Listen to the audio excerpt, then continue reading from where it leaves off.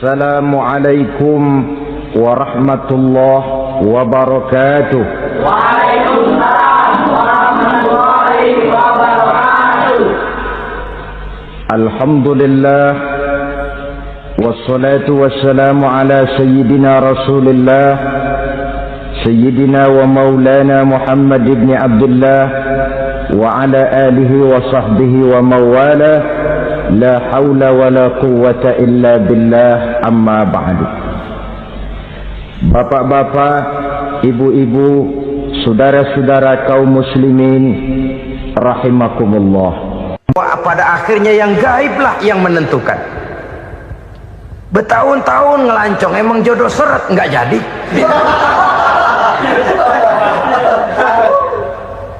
Begitu kenal baru setengah malam nginep ditangkap hansip kan. Hal-hal semacam itu kadang-kadang kita berpikir suuzon, gilet, perempuannya cakep banget, lakinya rebek amat. Memang begitulah jodohnya. Saudara hadirin ma'asyiral muslimin yang saya hormati, jadi hal-hal yang konkret saja kita yakini sepenuhnya ditentukan oleh satu superpower yang gaib itu tadi. Dari sanalah segala ketentuan itu berangkat dan kesanalah segalanya akan kembali. Maka kepercayaan kepada yang gaib meluruskan gerak hidup seseorang dan itu akan mengantarkan dia kepada meraih kemenangan. Satu. Yang kedua, wa yuqimunas shalah. Orang bertakwa yang akan meraih kemenangan itu adalah orang-orang yang mendirikan sholat. Kenapa sholat mengantarkan orang untuk meraih kemenangan? Yang jelas, inna sholata tanha anil fahsya'i wal munkar. Sholat mampu mencegah manusia dari perbuatan keji dan munkar. Banyak filsafat hidup yang terkandung di dalam sholat ini. Sejak kita wudhu sampai kita menghadap ke arah kiblat, sampai kita melakukan gerak-gerak sholat, bacaan-bacaan yang ada di dalam sholat, lalu sampai kepada mengucapkan salam. Banyak filsafat hidup yang terkandung di dalam sholat. Umpamanya saja, setelah takbiratul ihram mulai kita dengan sholat dalam posisi berdiri, diajarkan dalam kitab-kitab fikih agar kita melihat ke arah tempat sujud. Ini kan filsafat kehidupan. Kalau kamu sholat dalam posisi berdiri, lihat tempat sujud. Jangan sholat mata jelalatan, sebab nanti bisa mengurangi kekhusyuan. Jadi wajar kalau yang dikatakan bahwa yang paling afdol adalah shaf yang di depan. Kenapa? Secara harfiah pengertiannya akan lebih mengundang kekhusyuan. Kenapa? Kalau kita di shaf paling depan di masjid umpamanya paling banter kita lihat tembok. Tapi kalau kita shaf di tengah atau di belakang, orang-orang di depan kita pun akan kelihatan. Yang bajunya loreng, yang bajunya genggang, yang bajunya macam-macam. Kita lihat, kadang-kadang kita pikirin, ada yang bajunya bolong. Kita sholat tapi dalam hati, nih orang bajunya robek yang nggak tahu apa. Ada saja hal-hal yang mengusik kekhusyuan kita. Oleh sebab itu diajarkan dalam posisi berdiri, lihat, arahkan pandangan matamu kepada tempat sujud. Ini kan filsafat kehidupan. Maksudnya apa? Kalau lagi diri lihat dong tempat sujud. Kalau udah di atas ingat dong sama yang bawah. Kalau sudah tinggi ingat dong dari mana kamu berangkat. Kalau sudah berkuasa bantu dong yang lemah. Kalau sudah kaya santuni dong yang miskin. Kalau sudah alim bimbing dong yang awam. Ini filsafat kehidupan. Dalam posisi berdiri kau lihat tempat sujud. Ini akan melahirkan kepekaan sosial di mana seseorang mau tahu kepada orang lainnya. Bagaimanapun kaya kita, tinggi pangkat dan jabatan kita, jikalau hidup hanya untuk kepentingan perut sendiri saja, rasanya belum membawa manfaat di dalam kehidupan kita. Tapi efek yang tertinggi sesungguhnya, sholat mencegah manusia dari perbuatan keji dan munkar.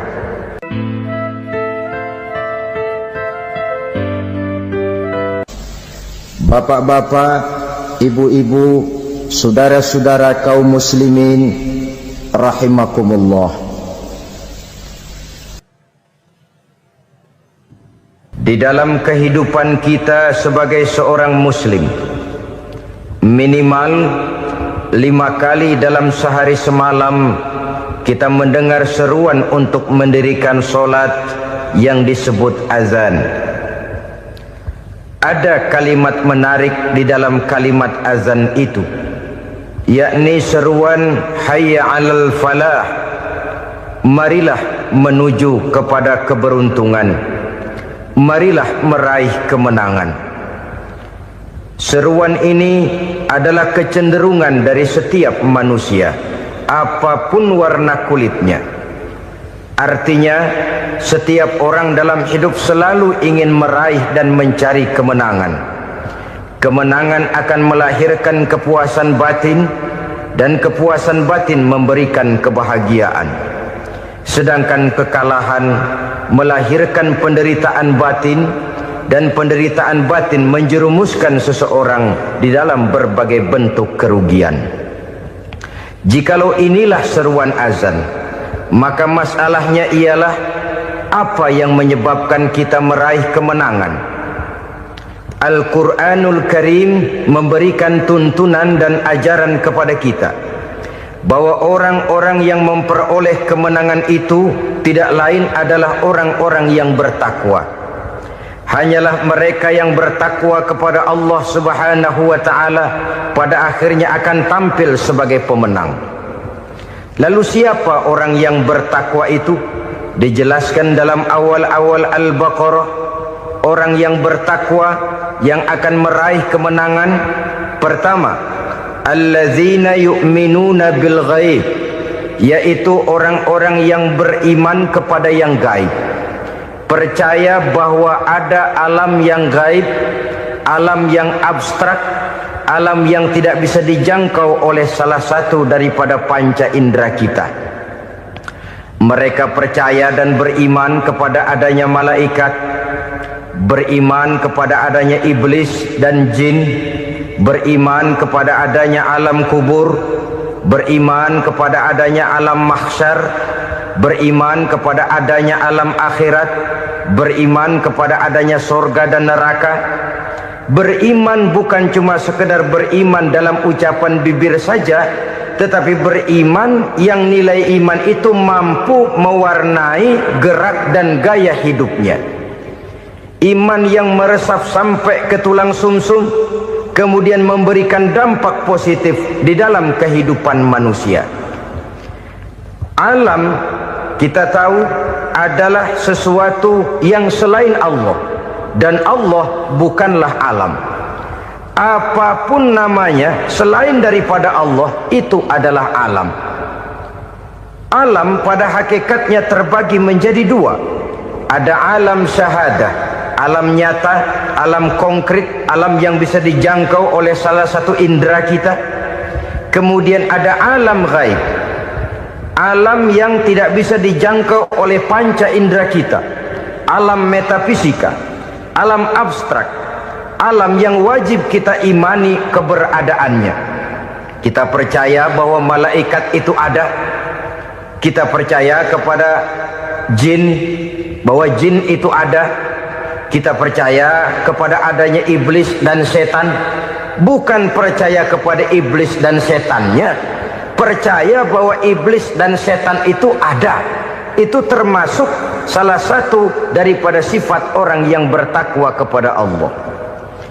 Saudara-saudara kaum muslimin rahimakumullah, kecenderungan pembangunan yang lebih bersifat materialistis biasanya menggeser aspek kehidupan rohani.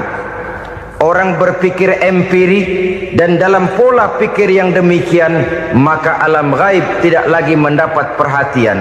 Aspek kehidupan yang bersifat rohaniah malah mulai ditinggalkan. Akibatnya terjadilah kepincangan di dalam kehidupan kita. Pernah ada satu pengalaman pribadi dalam perjalanan kembali ke tanah air.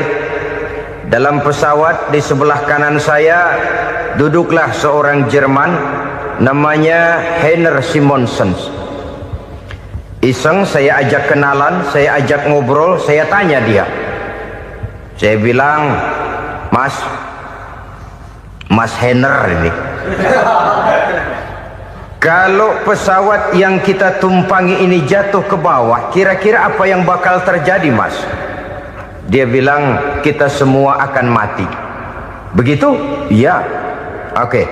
Apa itu mati? Tanya saya. Dia bilang, untuk tahu apa itu mati, kita harus tahu lebih dahulu apa itu hidup. Saya pikir nih bule bisa ngomong juga. Baiklah kata saya. Apa hidup menurut Anda itu? Oh, hidup itu dia bilang, kalau seluruh anggota badan kita bekerja secara normal, paru-paru memompa darah secara normal, jantung berdetak secara normal, sel-sel tubuh bekerja secara fit, dan organisme tubuh hanya mau bekerja secara normal, dia bilang, kalau kita memberi makan yang cukup, menu yang teratur, dan gizi yang lengkap. Saya bilang, kesimpulannya apa, Ner? Dia jawab, hidup adalah dari tangan ke mulut. Life is from the hand to the mouth, kata dia. Hidup adalah dari tangan ke mulut. Jadi masalah hidup tidak lebih daripada masalah isi perut. Orang pergi pagi, pulang sore, peras keringat, banting tulang, perut yang dibelain. Saya bilang, you are wrong. Sampean salah, Ner. Kamu orang Islam bukan? Bukan. Pantas. Kenapa saya salah? Dia bilang, ya jelas salah. Salahnya di mana? Kamu ini manusia. Kalau hidup cuma dari tangan ke mulut, saya bilang, kambing di kampung saya juga begitu pikirannya, Ner. Itu kambing di kampung saya, asal perutnya kenyang, sudah hidup dia. Perkara besok bagaimana, lusa prospeknya macam mana, bulan depan ada apa, kambing nggak pernah mikir. Di kampung saya kambing juga pikirannya begitu. Kamu Kristen ya? Tadinya. Loh kok tadinya, lalu apa sekarang kamu ini? Dia bilang, sekarang saya netral. Saya tidak beragama, tapi saya percaya kepada Tuhan sebagai pencipta alam. Saya ingat benar dia bilang, I haven't any religious, but I believe to God as the creator of the world. Kenapa bisa netral begitu, Ner? Habis saya bingung katanya. Islam bilang Islam baik, Kristen bilang Kristen baik, Hindu Buddha bilang Hindu Buddha baik, semua agama baik. Saya netral sekalian, nggak beragama. Yang penting saya percaya kepada Tuhan. Saya bilang, Ner, kamu ini kayak orang mau beli celana, lalu bingung. Yang satu bilang Levi's bagus, yang satu bilang Blue Jean hebat, yang satu bilang Wool England hebat. Celana ini hebat, celana itu bagus, celana ini hebat. Semua celana bagus, kamu bingung. Akhirnya netral, tidak pakai celana. Itu juga salah. Saya pikir-pikir, kemudian saya melihat bahwa dua pola berpikir Henner ini nampaknya sudah mulai menggejala di lingkungan masyarakat bangsa kita. Disadari atau tidak, secara jujur kita harus berkata, dua pola pemikiran Henner ini mulai berkembang di tengah masyarakat bangsa kita. Pertama, pola pikir materialisme. Hidup adalah dari tangan ke mulut. Masalah hidup tidak lebih masalah isi perut. Itu yang perlu dibela, dan disitulah arti kehidupan. Pergi pagi, pulang sore, peras keringat, banting tulang untuk mempertahankan perut. Kalau sudah kemari cara orang berpikir, maka buat apa percaya kepada yang gaib? Untuk apa sholat? Untuk apa puasa? Untuk apa zakat? Untuk apa menghadiri majelis taklim? Tanpa kepercayaan kepada yang gaib, hidup berjalan menurut alur empiris dan materialis. Kalau sudah ke sana cara orang berpikir, biasanya orang lalu cenderung menghalalkan segala cara. Hanyalah orang yang percaya bahwa akhirat ada. Hanyalah orang yang percaya bahwa alam kubur itu ada. Hanyalah orang yang percaya bahwa malaikat itu ada, hidupnya akan lebih terarah dan terkendali. Karena kepercayaan kepada yang gaib, yang merupakan fase daripada kehidupan setelah hidup yang sekarang ini, mewarnai gerak pribadi seseorang di dalam dia melakukan kegiatan hidupnya. Pola berpikir materialisme, disadari atau tidak, mulai menggejala di lingkungan masyarakat bangsa kita. Hidup tidak lebih dari urusan tangan ke mulut, mulut ke tangan, tangan ke mulut. Asal perut sudah kenyang, hiduplah sudah. Perkara bagaimana prospek hari yang akan datang, bagaimana akhirat, tidak jadi persoalan. Ini yang oleh Nabi diperingatkan, ad-dunya sijnul mu'min wa jannatul kafir. Dunia adalah penjara bagi orang beriman dan surga bagi orang kafir. Dulu di zaman Belanda hadis ini pernah disalah tafsirkan, disalah artikan, digunakan sebagai senjata untuk mengkebiri dan membuat impoten umat Islam. Sudahlah umat Islam gak usah macam-macam, kata Belanda. Dunia ini kan penjara buat orang Islam, surga buat orang kafir. Di penjara jangan bertingkah.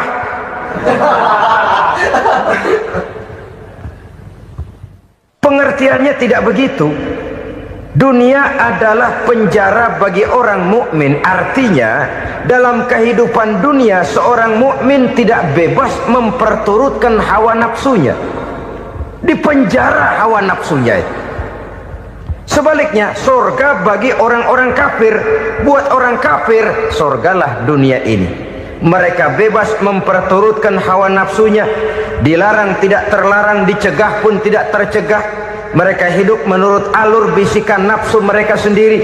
Kemudian bila ajal datang, maut merenggut nyawa, selesailah surganya sampai di situ.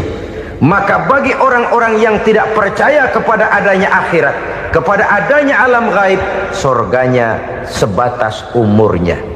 Sekali lagi, surganya sebatas umurnya. Bila umur selesai, ajal pun datang merenggut nyawa, selesailah sudah surganya sampai di situ.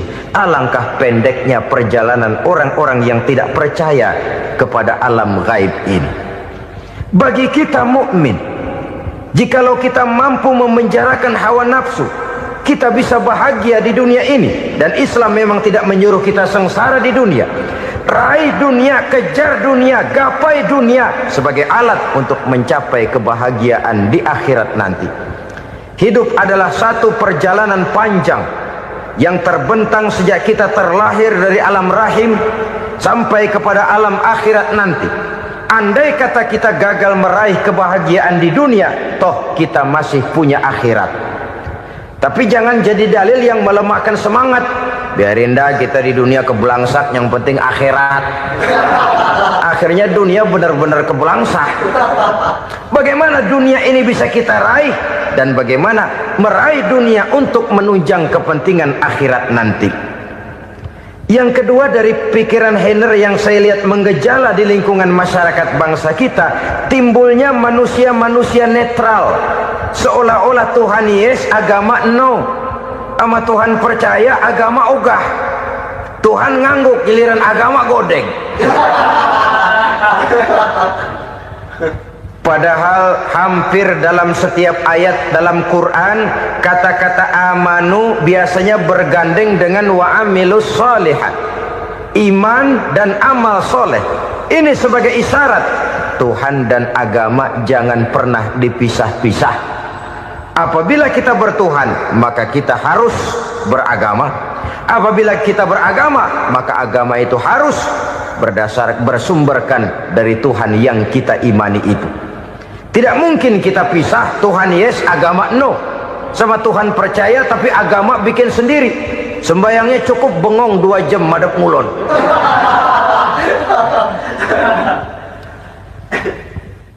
Saudara-saudara kaum muslimin rahimakumullah. Jadi dengan demikian, agama yang kita akui merupakan unsur mutlak di dalam pembangunan sekarang ini, merupakan bagian dari kehidupan yang menuntun kita bahwa di balik alam nyata ini, di balik alam syahadah ini ada alam gaib. Dan mudabbir, murabbi, yang mengatur, yang menguasai, yang memelihara baik dia alam nyata, baik dia alam gaib, tidak lain adalah Allah Subhanahu wa ta'ala. Di sana ada satu super power, satu maha kekuatan yang kita perlu bersandar kepadanya. Sebagai makhluk nyata yang hidup di alam nyata, berbuatlah secara nyata sebagaimana harusnya kita berbuat. Karena Islam jelas bukan agamanya orang pemalas. Islam jelas bukan agamanya orang yang mengajarkan setelah selesai sholat boleh duduk, nggelenggem ayam-ayam, ndelohom, menghitung bintang di langit sambil menunggu keajaiban. Tidak. Islam adalah agama yang mengajarkan apabila sholat sudah selesai kamu kerjakan, bertebaranlah di permukaan bumi, cari karunia Tuhanmu. Jangan hidup berpangku tangan menunggu keajaiban. Karena hidup bukan undian. Jangan berharap untung besar tanpa mau peras keringat. Tapi di sebalik itu toh kita juga harus yakin bahwa di sisi usaha nyata yang kita lakukan ada satu super power, satu maha kekuatan gaib yang menentukan berhasil dan tidaknya usaha kita. Kepercayaan kepada hal semacam inilah yang mendorong kita untuk mempunyai sandaran vertikal, agar jikalau usaha ini berhasil, kita tidak lupa diri dan lupa daratan. Jikalau usaha ini gagal, kita tidak putus asa dan buruk sangka, tidak cupik pandangan dan sempit hati, tapi mampu melihat persoalan dengan kacamata putih sambil husnuzon kepada Allah Subhanahu wa ta'ala. Kita percaya malaikat itu ada yang namanya raqib dan atid, mengawasi gerak hidup kita sampai kepada gerak hati kita. Ini memberikan sugesti agar kita berhati-hati, tidak sejengkal tanah pun kita bisa berlindung dari pengawasan raqib dan atid. Ada munkar nakir yang akan menyoal kita di alam kubur. Ada malaikat Malik, penjaga neraka. Ada malaikat Ridwan yang menjaga surga. Kita percaya kepada adanya jin, kita percaya kepada adanya setan, iblis. Percaya kepada adanya, bukan mempercayai si setan, si iblis lalu menjadikannya sebagai teman. Tidak. Percaya bahwa mereka itu ada dan merupakan makhluk Allah yang gaib yang diciptakan Allah Azza wa Jalla. Kepercayaan kepada alam gaib memberikan motivasi terhadap gerak lahir manusia, sehingga dengan motivasi kepercayaan kepada yang gaib, gerak lahir jadi lebih terarah, jadi lebih terpelihara. Pernah seseorang bertanya, "Pak, apakah adanya akhirat bisa dibuktikan secara ilmiah?" Saya bilang tidak bisa, tidak bisa. Kenapa? Karena yang berangkat nggak pernah pulang kembali lagi. Kalau dia pulang kemari bisa kita tanya bagaimana enak di sono. Cuma secara moral saya katakan, lebih beruntung orang yang percaya kepada akhirat daripada yang tidak. Sekarang saudara percaya akhirat ada, lalu saudara baik-baik di dunia, sholat, puasa, zakat, menolong orang lain, menebarkan kebajikan. Saudara mati, andai kata akhirat tidak ada, toh dalam hidup saudara sudah berbuat baik. Paling tidak nama saudara akan dikenang sebagai orang baik. Sebaliknya, saudara percaya, kata saya, bahwa akhirat tidak ada, lalu hidup semau-maunya, tenggelam dalam maksiat dan munkarat, menentang Allah, tidak mau ruku dan sujud. Lalu saudara mati, kemudian akhirat ada. Ayo, mau apa? Bekal tidak punya. Jadi secara moral lebih beruntung orang yang percaya kepada adanya akhirat daripada yang tidak percaya. Dan itu alam gaib yang tidak bisa dibuktikan secara eksat. Jangankan untuk membuktikan seperti itu, dalam kehidupan sehari-hari saja yang kita rasakan tidak selalu berbentuk toh. Angin, bagaimana sih bentuknya angin? Kita tidak tahu. Merah, buktinya kalau dikerok merah. Yang merah itu kulit, yang kulit kita bukan anginnya. Sakit, rasa sakit itu ada, tapi bagaimana bentuk sakit kita nggak pernah tahu. Kalau kita makan cabai pedas, bagaimana bentuk pedas itu tidak ada, tapi rasa ada. Bentuk pedas hijau, cabenya bukan pedasnya. Tidak semua yang kita rasakan bisa kita gambarkan dalam bentuk yang konkret. Oleh karena itu, sekali lagi bahwa kepercayaan kepada alam yang gaib mampu memberikan satu sugesti yang menata kehidupan seseorang lebih lurus, lebih terarah, dan lebih terkendali.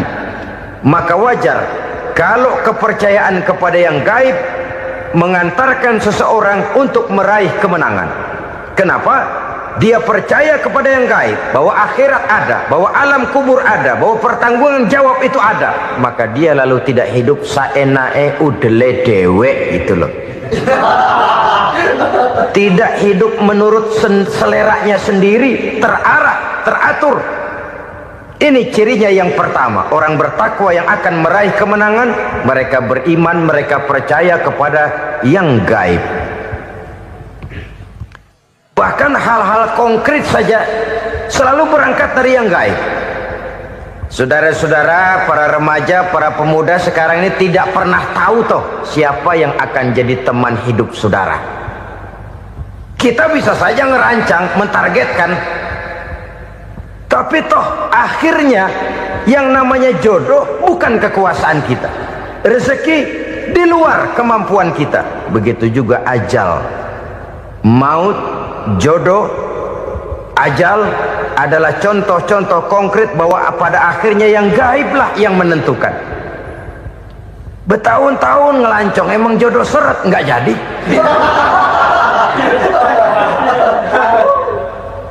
Begitu kenal baru setengah malam nginep ditangkap hansip kan. Hal-hal semacam itu kadang-kadang kita berpikir suuzon, gilet, perempuannya cakep banget, lakinya rebek amat. Memang begitulah jodohnya. Memang begitulah jodohnya. Saudara hadirin ma'asyiral muslimin yang saya hormati, jadi hal-hal yang konkret saja kita yakini sepenuhnya ditentukan oleh satu superpower yang gaib itu tadi. Dari sanalah segala ketentuan itu berangkat dan kesanalah segalanya akan kembali. Maka kepercayaan kepada yang gaib meluruskan gerak hidup seseorang dan itu akan mengantarkan dia kepada meraih kemenangan. Satu. Yang kedua, wa yuqimunas shalah. Orang bertakwa yang akan meraih kemenangan itu adalah orang-orang yang mendirikan sholat. Kenapa sholat mengantarkan orang untuk meraih kemenangan? Yang jelas, inna sholata tanha anil fahsya'i wal munkar. Sholat mampu mencegah manusia dari perbuatan keji dan munkar. Banyak filsafat hidup yang terkandung di dalam sholat ini. Sejak kita wudhu sampai kita menghadap ke arah kiblat, sampai kita melakukan gerak-gerak sholat, bacaan-bacaan yang ada di dalam sholat, lalu sampai kepada mengucapkan salam. Banyak filsafat hidup yang terkandung di dalam sholat. Umpamanya saja, setelah takbiratul ihram mulai kita dengan sholat dalam posisi berdiri, diajarkan dalam kitab-kitab fikih agar kita melihat ke arah tempat sujud. Ini kan filsafat kehidupan. Kalau kamu sholat dalam posisi berdiri, lihat tempat sujud. Jangan sholat mata jelalatan, sebab nanti bisa mengurangi kekhusyuan. Jadi wajar kalau yang dikatakan bahwa yang paling afdol adalah shaf yang di depan. Kenapa? Secara harfiah pengertiannya akan lebih mengundang kekhusyuan. Kenapa? Kalau kita di shaf paling depan di masjid umpamanya paling banter kita lihat tembok. Tapi kalau kita shaf di tengah atau di belakang, orang-orang di depan kita pun akan kelihatan. Yang bajunya loreng, yang bajunya genggang, yang bajunya macam-macam. Kita lihat, kadang-kadang kita pikirin, ada yang bajunya bolong. Kita sholat tapi dalam hati, nih orang bajunya robek yang nggak tahu apa. Ada saja hal-hal yang mengusik kekhusyuan kita. Oleh sebab itu diajarkan dalam posisi berdiri, lihat, arahkan pandangan matamu kepada tempat sujud. Ini kan filsafat kehidupan. Maksudnya apa? Kalau lagi diri lihat dong tempat sujud. Kalau udah di atas ingat dong sama yang bawah. Kalau sudah tinggi, ingat dong dari mana kamu berangkat. Kalau sudah berkuasa, bantu dong yang lemah. Kalau sudah kaya, santuni dong yang miskin. Kalau sudah alim, bimbing dong yang awam. Ini filsafat kehidupan. Dalam posisi berdiri, kau lihat tempat sujud. Ini akan melahirkan kepekaan sosial, di mana seseorang mau tahu kepada orang lainnya. Bagaimanapun kaya kita, tinggi pangkat dan jabatan kita, jikalau hidup hanya untuk kepentingan perut sendiri saja, rasanya belum membawa manfaat di dalam kehidupan kita. Tapi efek yang tertinggi sesungguhnya, solat mencegah manusia dari perbuatan keji dan munkar. Perbuatan keji dan munkar, walaupun kelihatannya mendatangkan uang, membawa keuntungan, tapi itu keuntungan semu, keuntungan sementara. Dengan menipu orang lain kita bisa dapat untung, tapi tidak membawa berkah, dan itu adalah kerugian besar dalam kehidupan kita. Maka untuk meraih kemenangan harus dimulai dengan membentuk kepribadian yang tegar, memiliki sandaran vertikal yang langsung kepada Allah Subhanahu wa ta'ala, dan itu hanya bisa kita tempuh melalui jalur ibadah formal yang sudah ditentukan Allah, yakni solat yang 5 waktu. Untuk memperkuat itu ada solat-solat sunnah, rawatib, nawafil sebagai terminal-terminal kontrol cadangan untuk memelihara stabilitas temperatur batin di dalam kita berhubungan dengan zat yang maha gaib, yaitu Allah Subhanahu wa ta'ala. Orang sering bertanya, Pak, itu tetangga saya nggak sholat, duitnya nggak habis-habis, Pak. Nggak sholat tapi mobilnya tambah terus, nggak sholat tapi usahanya makin maju. Tapi di sisi lain ada orang yang rajin sholat, rezekinya butak bener. Anaknya mana kurus, mana korengan. Saudara hadirin ma'asyiral muslimin rahimakumullah, harus saya katakan bahwa solat memang bukan untuk cari duit. Solat adalah sandaran vertikal kita kepada Allah. Sedangkan soal rezeki itu berkaitan dengan sifat Allah maha pengasih dan maha penyayang. Allah maha pengasih, siapapun dikasih kalau mau usaha. Allah maha penyayang, tidak semua orang disayang oleh Allah Azza wa Jalla. Dan belum tentu banyak harta itu merupakan nikmat. Mungkin juga istidraj. Artinya istidraj itu dikasih tapi diambulin, kalau bahasa Betawinya itu. Dikasih tapi diambulin, itu bukan merupakan nikmat sesungguhnya, lebih merupakan azab dari Allah Subhanahu wa ta'ala.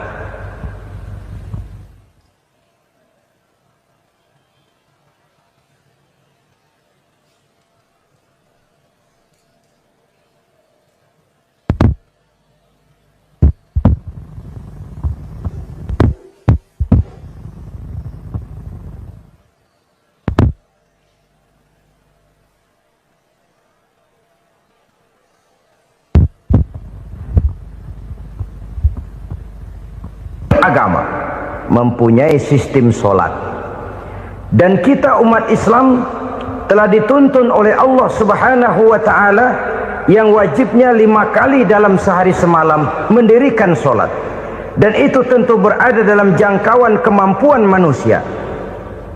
Pada awalnya barangkali kita memang merasa solat itu satu kewajiban, tapi semakin kita hayati makna, manfaat dan filsafat yang terkandung di dalam ajaran solat, semakin sampai kita kepada keyakinan bahwa solat adalah keperluan kita.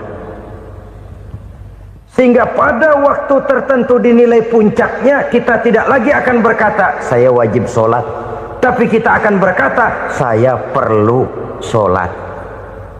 Kalau kita sudah merasakan itu adalah keperluan kita, nah di sanalah kita baru akan merasakan ruginya kalau hal itu tidak kita laksanakan. Sepanjang kita masih berkata saya wajib sholat, kita akan lebih merasakan dia sebagai beban ketimbang sebagai keperluan. Yang jelas Allah tidak memerlukan ibadah yang kita laksanakan ini. Dengan kata lain, Andai kata satu dunia penuh ini orang tidak ada yang sholat satu pun, Allah tidak akan turun dari jabatan Tuhan. Jangan lalu berpikir kalau kita ngambek se-RW kagak sembahyang Tuhan tekor kali ini ya. Tentu tidak. Itu perlunya kita, bukan perlunya Allah. Dan pada induknya kita akan berkata, saya perlu agama. Kalau secara induk kita sudah memerlukan agama, maka konsep-konsep yang ada di dalam ajaran agama itu pun adalah juga merupakan keperluan kita. Baik dia bernama sholat, baik dia bernama puasa, baik dia bernama zakat, baik dia bernama haji, seluruhnya adalah keperluan kita. Dan sesuatu yang kita perlukan apabila tidak kita laksanakan akan melahirkan kerugian di dalam kehidupan. Jangan heran kalau kita membaca riwayat perjalanan hidup para salafus soleh, orang-orang soleh. Ada yang tahajud sampai 100 rakaat, ada yang sholat malam kakinya sampai bengkak. Kita sekalinya bengkak biri-biri. Ada yang sholat membaca surah dalam Al-Quran sampai khotam Quran. Kok mau? Mereka sudah merasakan itu keperluan. Itu saja soalnya.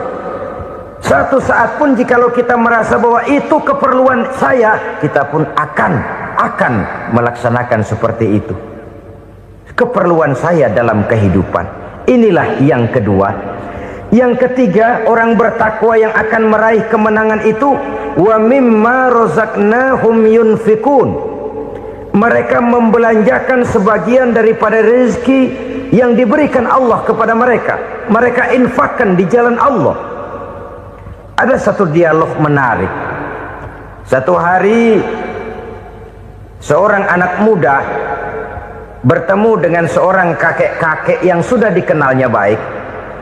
Bertanyalah anak muda ini, "Kek, umur kakek berapa tahun?" 15 tahun, kata si kakek. "Anak kakek berapa orang?" 1. "Harta kakek berapa banyak?" 15 juta. Si anak muda ini bengong, lalu protes, "Kok kakek bohongin saya?" "Kenapa?" "Saya tahu umur kakek 70 tahun. Kenapa ngaku 15? Saya tahu anak kakek 5. Kenapa bilang 1? Saya tahu kakek miliuner, miliaran uang kakek. Kenapa ngaku cuma 15 juta? Begini, kata si kakek tadi.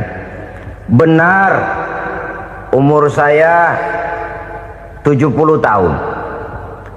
Tapi dari umur yang 70 tahun itu baru 15 tahun terakhir ini saya merasakan ibadah kepada Allah. Meninggalkan maksiat, jauh dari segala macam munkarat. Maka yang 15 tahun inilah yang benar-benar saya rasakan sebagai umur saya. Benar anak saya 5, tapi yang 4 susah diatur. Cuman 1 rasanya nih yang bakal jadi si buah hati belahan jantung berlanjut cerita penerus sejarah. Cuma 1 ini yang saya harapkan, yang akan jadi anak soleh, yang akan membuat saya menerima pensiunan pahala. Kalau yang 4 apek dah, nggak ada harapan. Yang 1 nyekek botol melulu. Oh begitu, iya.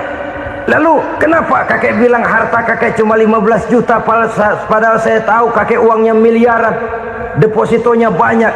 Ya karena 15 juta itulah yang saya ingat yang pernah saya belanjakan di jalan Allah. Saya merasa itulah harta saya yang sebenarnya. Yang miliaran yang saya simpan di bank kelak, kalau satu saat saya mati, akan jadi rebutan di antara anak-anak saya. Iya kalau anak saya soleh kayak yang 1 ini. Kalau yang 4 tadi udah tulen dia bakal berantem dah berebut tuh. Jadi 15 juta yang saya belanjakan di jalan Allah inilah yang saya merasakan benar-benar harta saya yang sesungguhnya. Dialog ini patut menjadi bahan renungan kita bersama. Diberikan kita umur 40, 50, 60, 70, 80. Berapa tahun dari umur yang diberikan itu yang jalan mulus, yang kita gunakan untuk melaksanakan ibadah? Banyak harta kita simpan di bank, di lemari, di dompet, di tas. Tapi berapa yang sudah kita depositokan di jalan Allah yang akan menemani kita di hari kita kembali nanti? Maka orang bertakwa yang akan meraih kemenangan, wa mimma razaqnahum yunfikun, mereka membelanjakan sebagian dari rezeki yang diberikan Allah di jalan Allah subhanahu wa ta'ala. Ma'asyiral muslimin rahimakumullah, zahirnya memang kita memberikan kepada orang lain, tapi hakikatnya kita menyimpan untuk diri kita sendiri. Kita memberikan kepada yatim piatu 25.000, zahirnya kita memberikan si yatim, hakikatnya kan kita cuma nyimpan. Saya berikan, titip kepadamu, ini untuk saya di akhirat. Kau boleh belikan baju, kau boleh belikan untukmu makan, kau boleh bayarkan sekolahmu, ini untuk saya. Hakikatnya kita nyumbang masjid 1 juta, zahirnya kita berikan kepada panitia masjid, tapi hakikatnya kan cuma titip 1 juta ya, untuk saya di alam kubur nanti. Silahkan kau boleh belikan semen, ini uang, belikan besi, belikan pasir, saya cuma sekedar titip untuk kepentingan saya. Hakikatnya kita cuma sekedar menitip.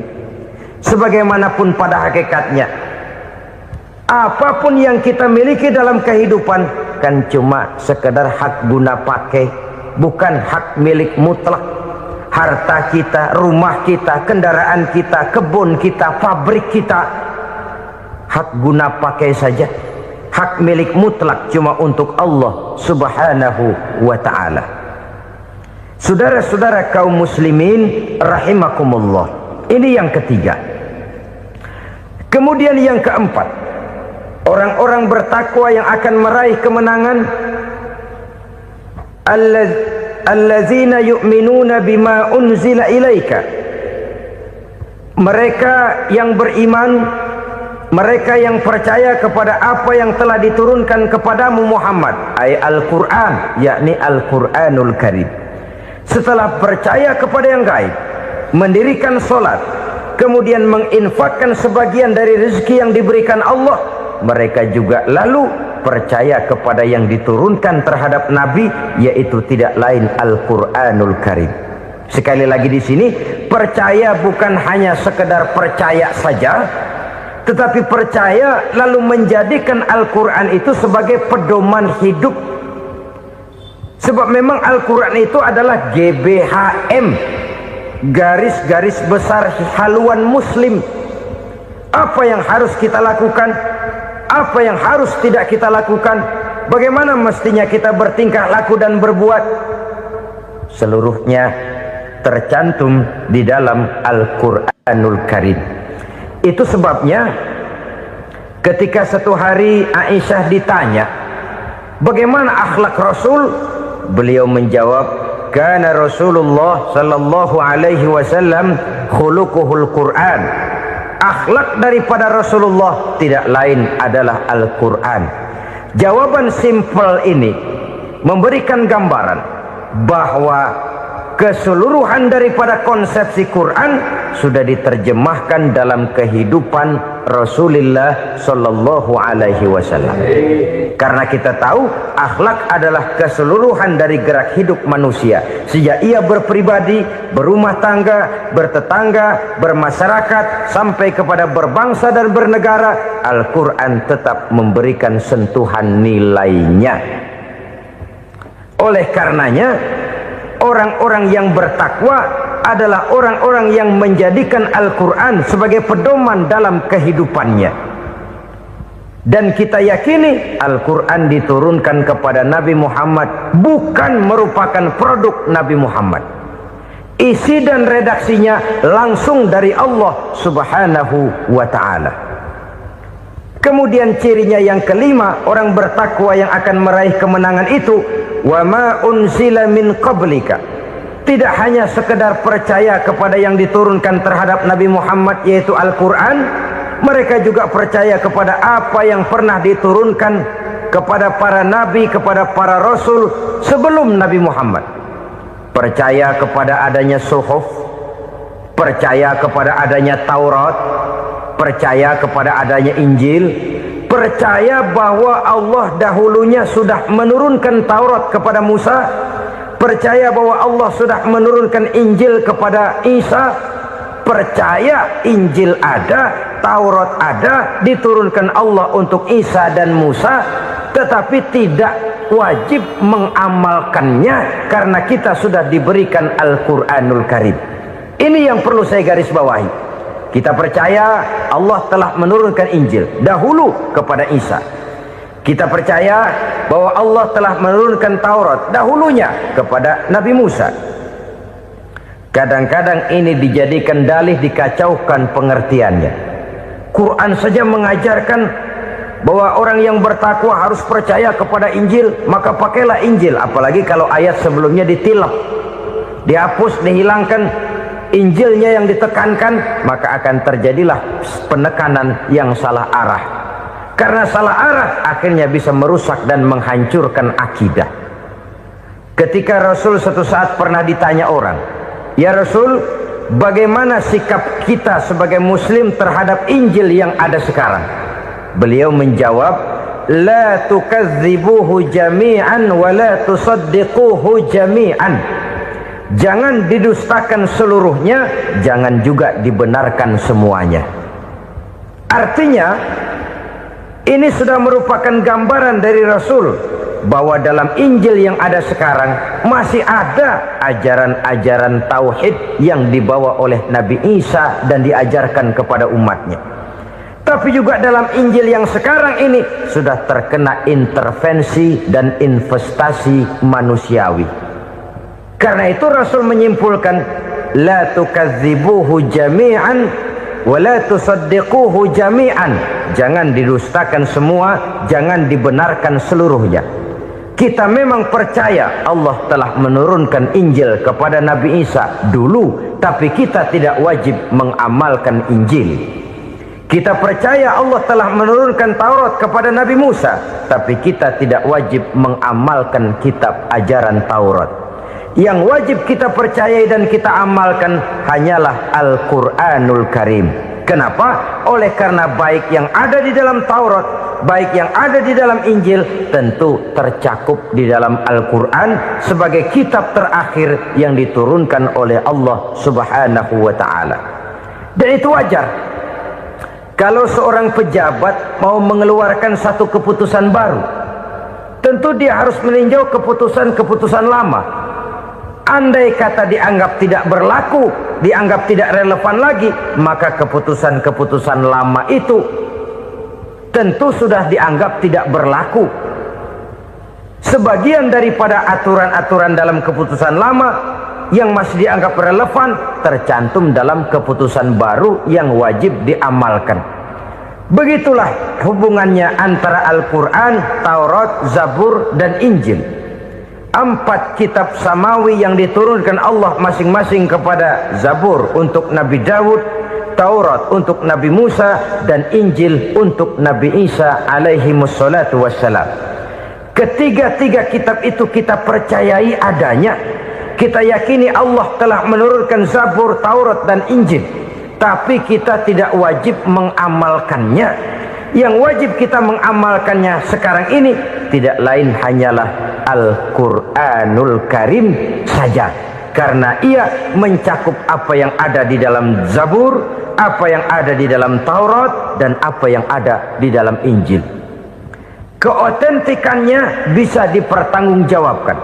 Ya, tapi kan Nabi Muhammad sudah mati 14 abad yang lalu, dan di zaman beliau Al-Quran kan belum dikodifikasikan, belum ditulis. Bagaimana keotentikannya bisa dipertanggungjawabkan? Mudah saja. Allah berjanji, inna nahnu nazzalna dzikra wa inna lahu lahafizun. Kami yang menurunkan Al-Quran dan kami yang akan menjaga dan memeliharanya. Allah turunkan Quran, Allah menjaganya. Bagaimana cara Allah menjaga Al-Quran itu? Banyaknya orang-orang yang hafaz Al-Quran. Hafaz Al-Quran 30 juz, 114 surah, 6.666 ayat. Sehingga jangankan satu kata, jangankan satu ayat, satu kalimat saja berubah sudah akan timbul reaksi dan mudah dimengerti. Kenapa? banyak orang-orang yang hafaz Al-Quran. Sedangkan pada setiap akhir tahun biasanya malaikat Jibril selalu mengadakan checking terhadap ayat-ayat yang diturunkan pada waktu itu. Di zaman Nabi sendiri sudah ada usaha kodifikasi. Dan yang lebih luar biasa lagi, sampai hari ini tidak seorang pun mampu membuat satu ayat saja semacam Al-Quran. Ke bahasa manapun dia diterjemahkan, naskah aslinya tetap ikut, rujukan dasarnya tetap ada. Berdasarkan itu, maka tidak mungkin terjadi penyelewengan terhadap atau pemalsuan terhadap ayat-ayat Al-Quranul Karim. Kesuciannya, keotentikannya, kemurniannya bisa dipertanggungjawabkan. Ma'asyiral muslimin rahimakumullah. Oleh karenanya, konsepsi dasar daripada ajaran Islam ini memang tidak lain adalah Al-Quran dan Sunnah. Isi daripada agama Islam yang merupakan iman, Islam dan ihsan, konsepsi dasarnya tidak lain adalah Al-Quran dan Sunnah Rasulullah Sallallahu Alaihi Wasallam. Maka yang kita perlukan sekarang ini adalah terjemahan Al-Quran di dalam kehidupan kita. Dengan demikian, maka gaya kehidupan yang lebih Qurani itulah yang kita dambakan. Kita perlu memang terjemahan Quran dalam bahasa Inggris, dalam bahasa Belanda, dalam bahasa Jepang, tapi yang lebih kita perlukan adalah terjemahan Quran di dalam kehidupan kita. Konsekuen, tidak memanipulasi, ringan sama kita jinjing, berat sama kita pikul. Jangan kalau lempengan ayat Quran tuh kira-kira enak diamalin, keras teriakan kita. Giliran kira-kira ayat Quran itu mukul kepala kita sendiri, diam kita. Itu ciri yang pernah disindir Allah dalam awal-awal Baqarah juga. Ciri beragamanya orang yang munafik. Kullama adha'a lahum masyawfi, kata Allah, wa iza azlama alaihim qamu. Apabila terang mereka jalan, apabila gelap mereka berhenti. Artinya, kalau kira-kira di Islam nguntungin, rame-rame pada teriak Islam. Tapi ketika diminta untuk berjuang, ketika dituntut untuk berkorban, rame-rame mengundurkan diri. Nasib agama tidak ubahnya seperti daun pisang yang dikait orang di tepi jalan lantaran tak berpayung di ketika hari hujan. Manakala hujan usailah sudah, daun itu pun dicampakkan di tepi jalan, diinjak pula orang nan lalu. Artinya, orang menjadikan agama cuma sebagai lipstick, decoration only, tidak konsekuen. Hanya pada saat-saat kelihatannya Islam membawa keuntungan, rame-rame orang teriak-teriak tentang Islam. Tapi jikalau diminta berjuang, jikalau dituntut untuk berkorban, biasanya rame-rame juga mengundurkan diri. Jangan heran kalau mayoritas hitungan kita, tapi minoritas peranan kita. Kuantitas kita dalam jumlah, tapi dalam kualitas kita lebih sering jadi penonton daripada jadi pemain. Padahal itu sangat tidak boleh terjadi. Umat Islam di Indonesia harus bangkit. Umat Islam di Indonesia harus sadar akan keberadaannya. Tidak boleh hanya jadi penonton berpangku tangan, karena memang agama kita juga mengajarkan untuk konsekuen di dalam menjabarkan ajaran-ajaran daripada agama kita. Kita sering jatuh menjadi umat yang lemah oleh karena kita ini tidak pandai menggalang kebersamaan yang diakibatkan tidak konsekuennya kita. Diistilahkan bahwa umat Islam di dalam menggalang kebersamaannya itu harus seperti orang main sepak bola. Saudara-saudara kan tahu orang main sepak bola itu. Orang main sepak bola, kalau pertandingan belum dimulai sih silakan saja kumpul di luar lapangan, atur strategi yang baik. Tapi kalau pertandingan sudah dimulai, turun ke lapangan hijau, jangan kumpul terus. Ada sepak bola gotong royong, mundur-mundur rame-rame, depan ke depan kumpul melulu mainnya. Kalah. Orang main sepak bola itu ya harus ada penyerang tengah, harus ada penjaga gawang, harus ada strikernya, harus ada kiri luarnya, kanan dalamnya yang jadi backnya. Posisi boleh bermacam-macam, tapi yang penting saling ngoper untuk menggolkan gawang lawan. Begitulah umat Islam ini. Boleh ada yang jadi pejabat, boleh ada yang jadi pengusaha, boleh ada yang jadi petani, silakan ada yang jadi seniman, ada yang jadi penyair, ada yang jadi artis sekalipun. Tapi kalau sudah berhasil menguasai bola, jangan lupa operannya. Operan itu yang langka. Kita ini muslim kadang-kadang kalau sudah memegang menguasai bola, kalau belum mau mampus, belum mau ngoper. Nanti kalau sudah nggak punya bola, baru mau ngoper. Kalau sudah dengar-dengar mau dekat pensiun, baru mau jihad, baru mau berjuang, baru mau ngurus pesantren. Tanda tangan sudah tidak laku, memo sudah tidak dihargai, baru mau berjuang. Kemarin kemana, Mas? Kita tidak pandai memanfaatkan posisi. Dengan kata lain, kalau kembali kepada persoalan kita, konsekuensi kita terhadap agama yang kita anut ini belum ideal. Kita masih lebih sering berislam ini pada saat-saat yang menurut perhitungan kita membawa keuntungan. Tapi kalau diminta berjuang, dituntut berkorban, yang itu pun hakikatnya adalah untuk kepentingan kita juga. Allah tidak pernah menuntut kita untuk jihad bagi kepentingan Allah, itu tidak. Berjuang menegakkan agama Allah, apakah untuk kepentingan Allah? Tidak. Untuk kepentingan kita. Sebab nilai-nilai jihad itu pada akhirnya akan membawa kita kepada satu kebahagiaan. Setidaknya kalau tidak di dunia, tentu di akhirat sebagai syahid. Oleh karena itu, pada bagian akhir ini saya ingin mengajak, marilah kita konsekuen. Sekali kita berkitabkan Al-Quranul Karim, mari dia kita jadikan pedoman. Jangan cuma kita jadikan sebagai penghias dinding, pelengkap rumah, bahwa di rumah kita ada Al-Quran, tapi yang baca kecoa. Habis pada bolong tuh Quran. Yang penting kan punya Quran. Ditaruh di pintu rumah. Biar apa? Biar kuntilanak kagak masuk katanya. Ya apa itu nasib Quran, cuma kerjanya jaga pintu, ngusir kuntilanak, ngusir memedi. Bagaimana kita hidup menurut tuntunan Al-Quran? Kadang-kadang tidak pernah menjadi masalah bagi kita.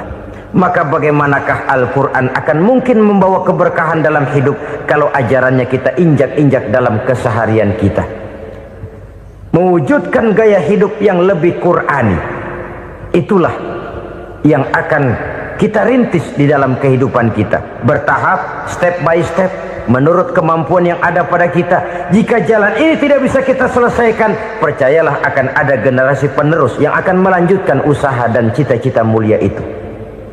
Jadi percaya kepada Taurat, percaya kepada Injil, sekadar percaya Allah dahulunya sudah menurunkan itu, tapi kita tidak wajib mengamalkannya.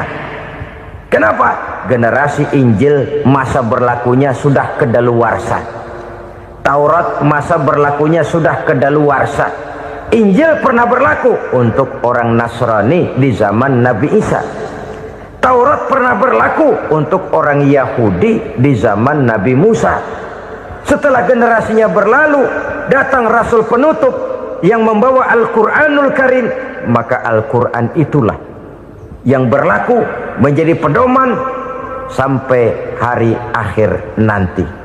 Jangan jauh dari Al-Quran, karena apabila ini kita lakukan, maka kita akan kembali kepada satu gaya hidup yang jauh dari tuntunan agama, dan itu artinya kita akan semakin jauh untuk meraih kemenangan. Saudara-saudara kaum muslimin rahimakumullah.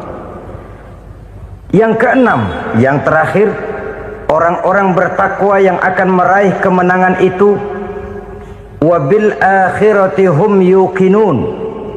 Mereka percaya, mereka yakin seyakin-yakinnya akan adanya hari akhir,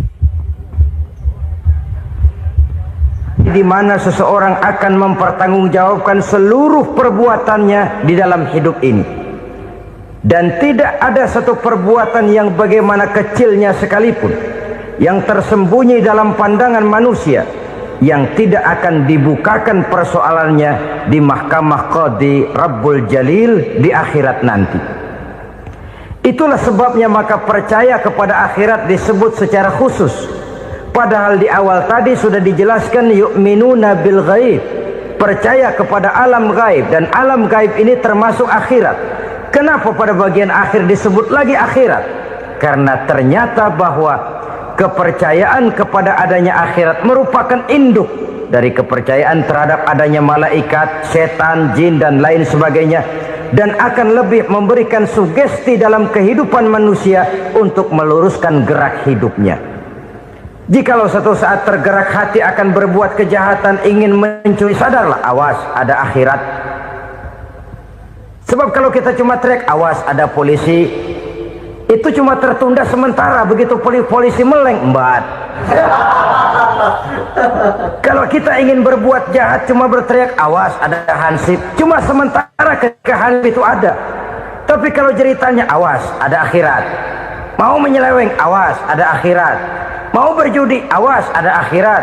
Mau mencuri, awas, ada akhirat. Keyakinan yang akan meluruskan gerak hidup manusia, sehingga gerak itu jadi lebih terarah dan terkontrol, tidak merugikan baik diri sendiri, lebih-lebih orang lain. Ternyata bahwa kepercayaan kepadanya adanya hari akhirat sanggup menjadi sumber daya kontrol dari kehidupan manusia, sehingga ia tidak terjebak dalam perbuatan maksiat dan munkarat.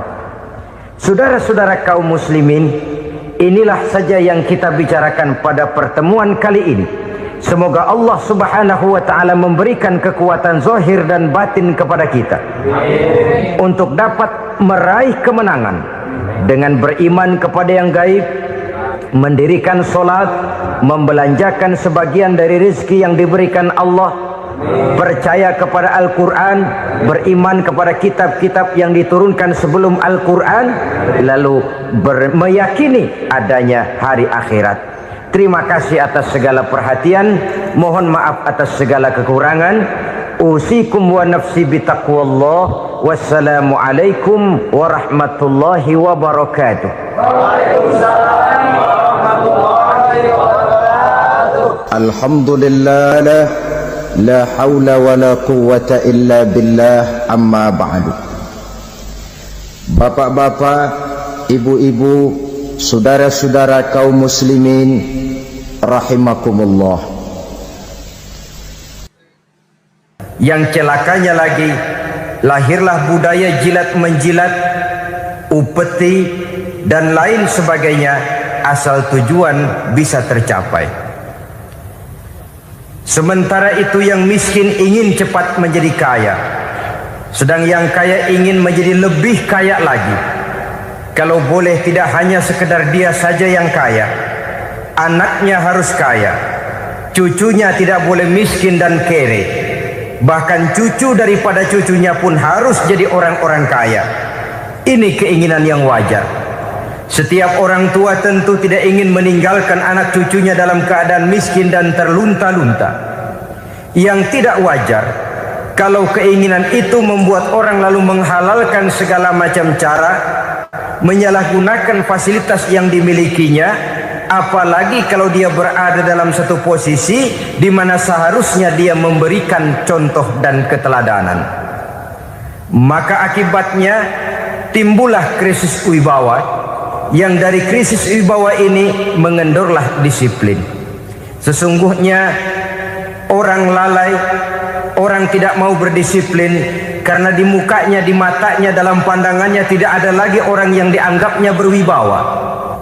Dan wibawa itu hilang oleh karena orang merasa tidak ada keteladanan yang patut dijadikan contoh dalam kehidupannya. Inilah sesuatu yang kurang dirasakan di zaman kita sekarang ini. Bukan kurangnya teori, bukan kurangnya segala macam kaedah dan dalil, tetapi yang kita rasakan sekarang ini kurangnya contoh dan keteladanan dari orang-orang yang seharusnya memberikan contoh dan keteladanan itu. Berangkat dari sejarah dan kehidupan Rasulullah sallallahu alaihi wasallam, keberhasilan yang beliau peroleh, salah satu dasar utamanya ialah satunya kata dan perbuatan. Tidak bermental ganda, tidak bermain minyak di atas air, tidak menggunting dalam lipatan. Lidahnya adalah hatinya, ucapannya adalah perbuatannya, dan apa yang beliau ajarkan kepada orang lain, beliaulah pelaksana pertamanya. Saudara-saudara kaum muslimin rahimakumullah. Sementara itu pada sisi lain, yang miskin ingin cepat menjadi kaya, maka ia terjebak dalam prinsip tujuan menghalalkan cara apapun saja dilaksanakan asal dia bisa segera menjadi kaya. Maka salah satu jalan yang banyak dilaksanakan orang untuk mencapai kekayaan tanpa harus peras keringat dan banting tulang seperti umumnya orang adalah melalui satu jenis permainan yang umumnya kita kenal dengan nama judi.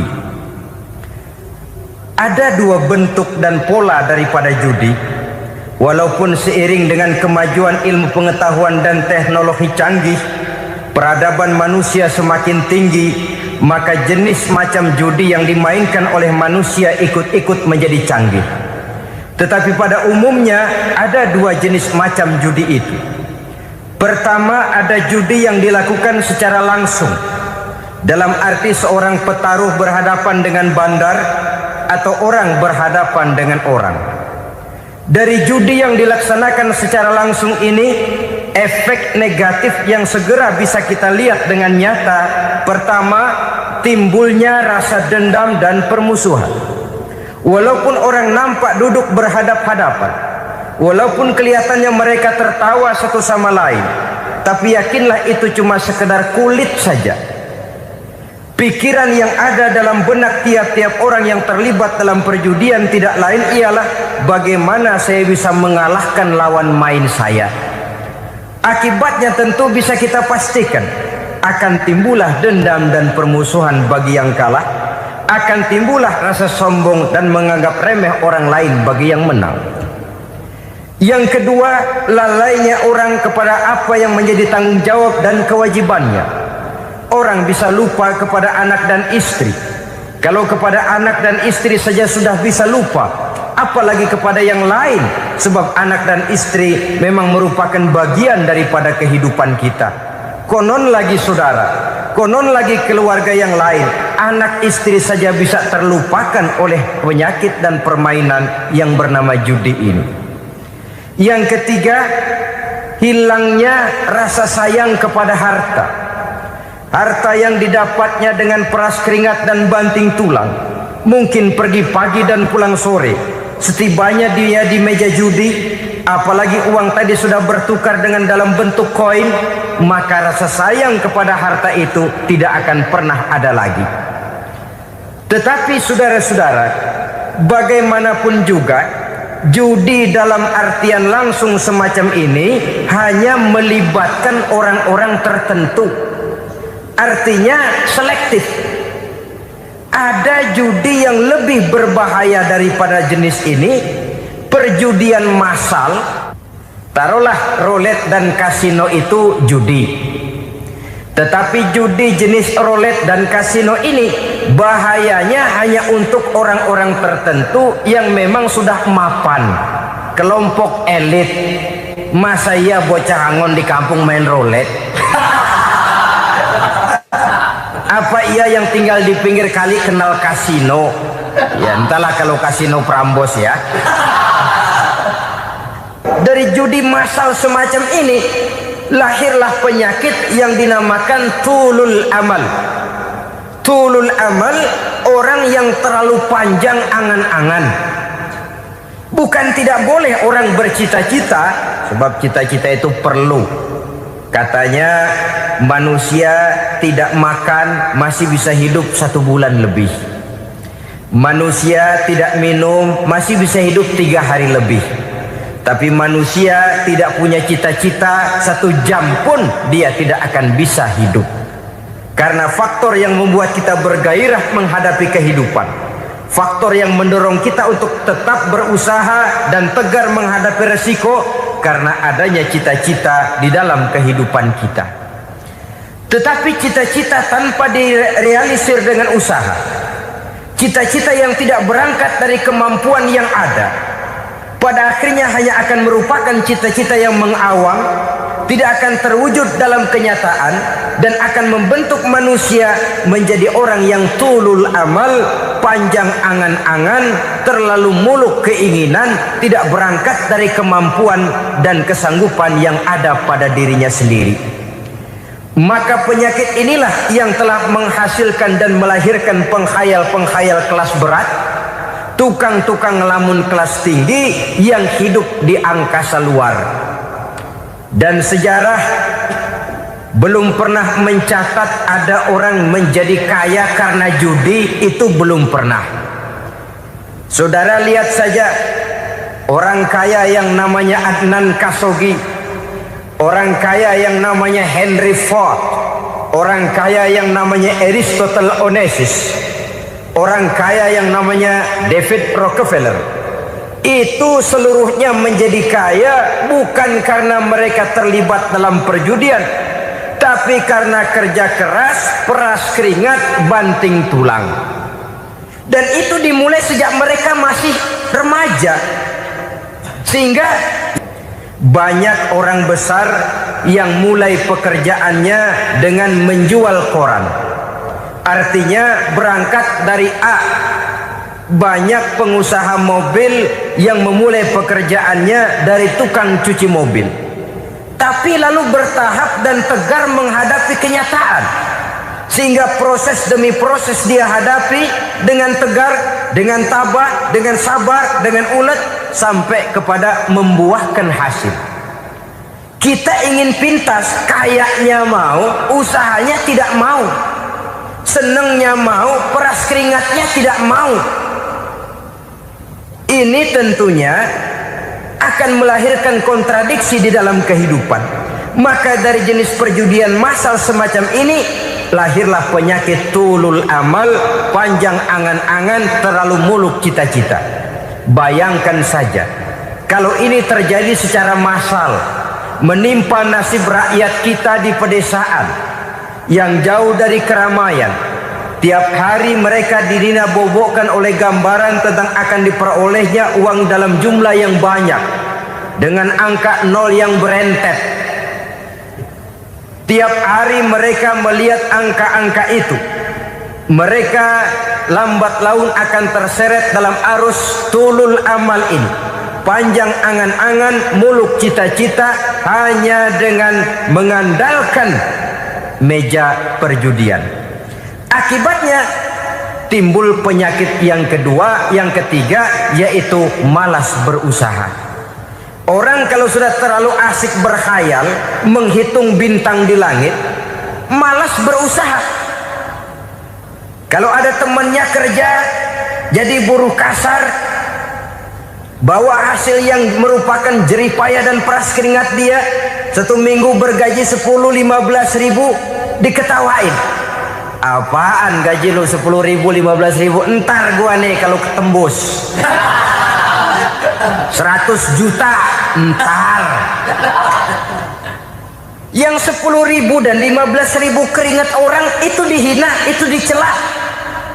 Tetapi dia selalu menghitung, entar nih gua. Entarnya wallahu a'lam. Saudara hadirin yang saya muliakan, timbullah sikap malas. Padahal di tengah negara sedang membangun di berbagai bidang kehidupan. Maka sifat malas ini merupakan musuh kita, baik mengejar kemiskinan, baik mengejar kebodohan dan keterbelakangan kita di sektor-sektor lainnya. Alangkah akan terganggunya roda pembangunan di negara kita ini jikalau sebagian besar rakyat dihinggapi oleh penyakit malas, yang malas ini dilatar belakangi oleh penyakit tulul amal, terlalu muluk angan-angan, yang angan-angan ini dinina-bobokan oleh keinginan untuk mendapatkan untung yang besar tanpa peras keringat dan banting tulang. Sasaran yang lebih jauh, dan ini yang paling kita khawatirkan, hancurnya kubu-kubu pertahanan moral daripada bangsa kita. Kita sependapat bahwa lebih penting daripada membangun jembatan adalah membangun manusia yang membangun jembatan. bahwa lebih penting daripada mengaspal jalan raya adalah membangun mental manusia yang melaksanakan pengaspalan itu. Dengan kata lain, membangun dan mempersiapkan manusia pembangunan. Tanpa itu, maka saya merasa khawatir kalau nanti kita tidak akan sampai kepada target yang kita harapkan oleh karena kandas di tengah jalan. Saudara-saudara kaum muslimin rahimakumullah, Islam sebagai agama yang mengajarkan manusia untuk berusaha dan mengeluarkan segala kemampuan untuk melaksanakan segala usahanya itu, sangat membenci sifat malas, sangat membenci sifat tulul amal atau panjang angan-angan. Dan oleh karena judi melahirkan dua sifat itu, Islam sangat menganjurkan pengikutnya untuk menjauhi segala macam jenis perjudian, baik yang terang-terangan maupun yang dilakukan secara samar-samar, tidak ketara, judi canggih sesuai dengan canggihnya teknologi daripada manusia itu sendiri. Ini adalah penyakit yang meracuni masyarakat manusia dari sejak berpribadi, bertetangga, berumah tangga, sampai kepada berbangsa dan bernegara. Dan kasus-kasus yang timbul sudah cukup banyak, yang tidak mungkin lagi kita katakan hanya sekedar bersifat kasuistis, bersifat kasus-kasus kecil saja. Sebelum riaknya naik ke permukaan, marilah kita membuat benteng untuk masing-masing pribadi muslim memelihara dan menjaga diri jangan terseret dalam permainan yang bernama judi, apapun bentuknya, bagaimanapun cara dan ragamnya. Karena jelas bahayanya lebih besar daripada manfaatnya.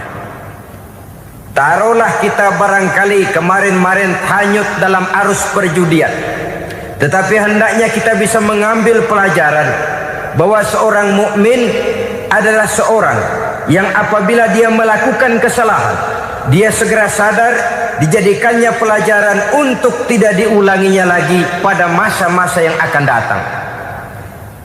Dengan sikap semacam itu, kita tidak lagi akan mengulangi kesalahan-kesalahan lama, dan grafik kehidupan kita dari hari ke hari akan makin menunjukkan hal-hal yang baik dan positif adanya. Saudara-saudara kaum muslimin rahimakumullah, kalau ABRI masuk desa, rakyat beruntung. Kalau jaksa masuk desa, rakyat bahagia. Kalau koran masuk desa, rakyat ikut jadi cerdas.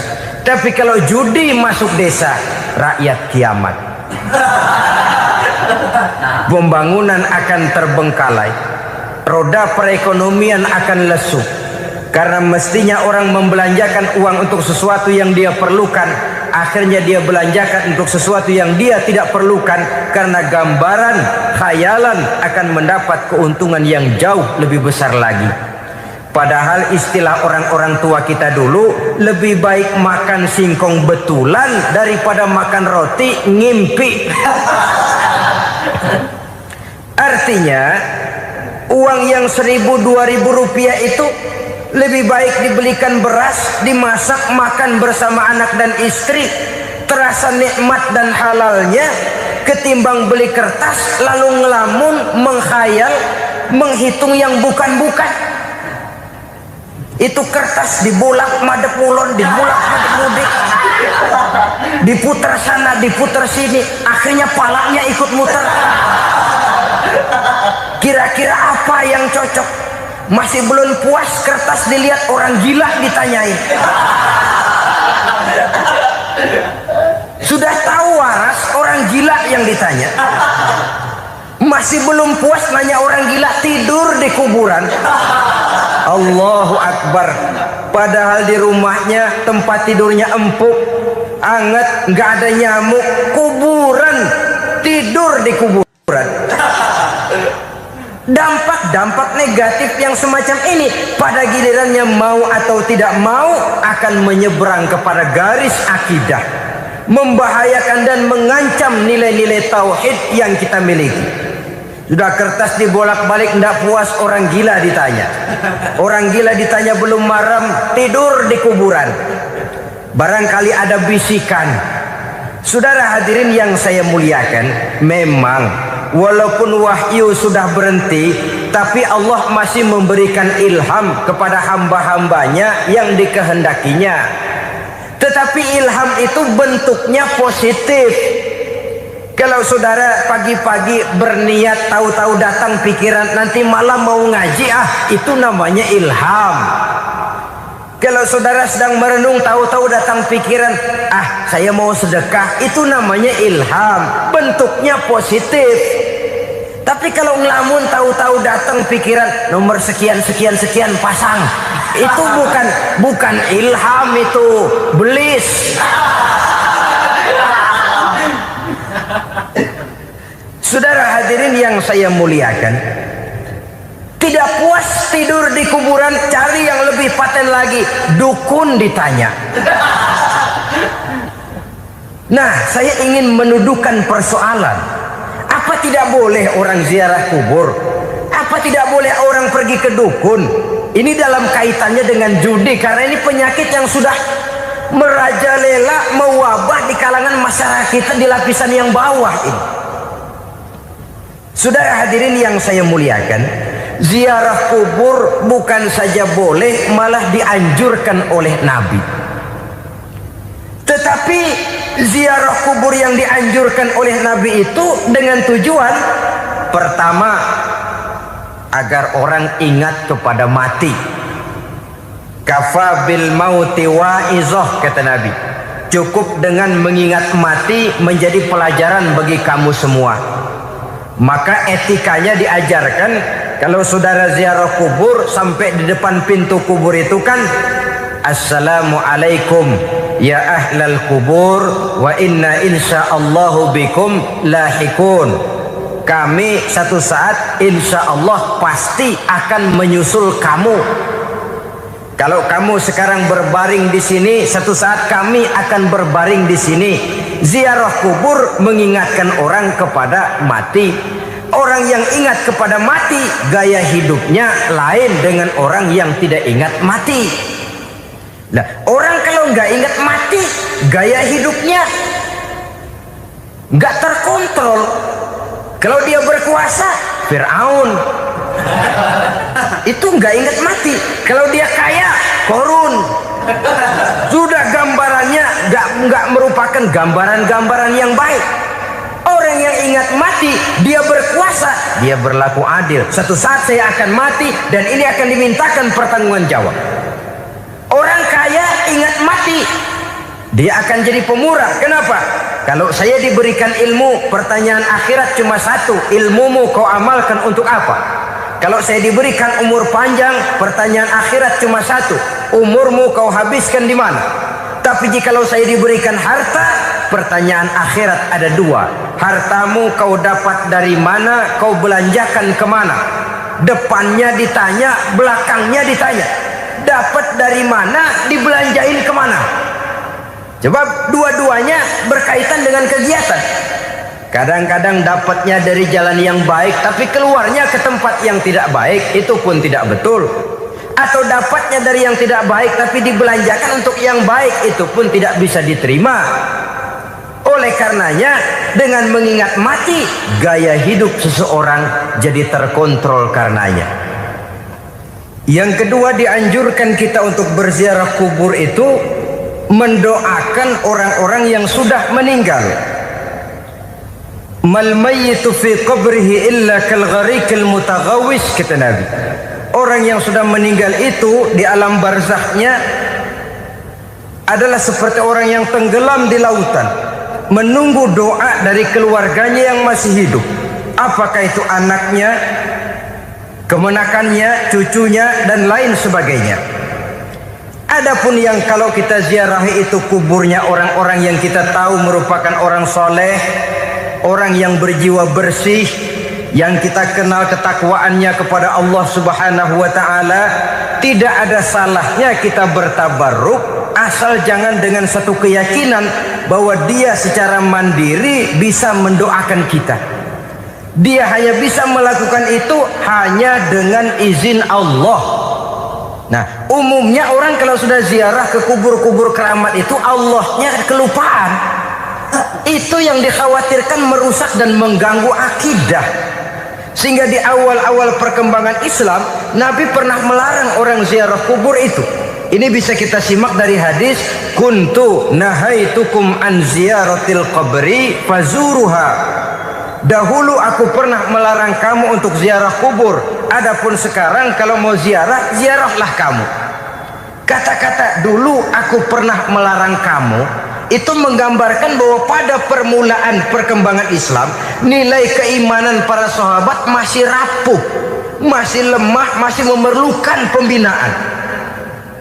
Sehingga kalau mereka sering ke kubur, dikhawatirkan mereka minta kepada kubur.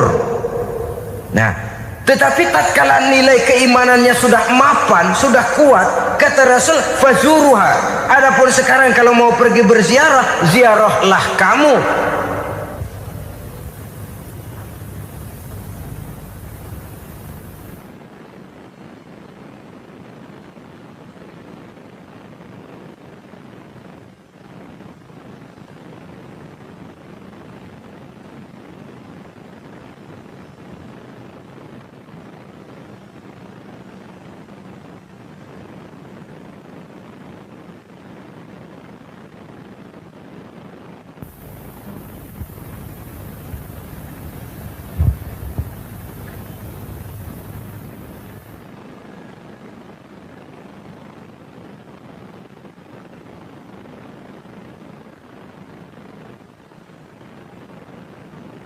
Saudara hadirin yang saya muliakan, jadi jangan melupakan Allah.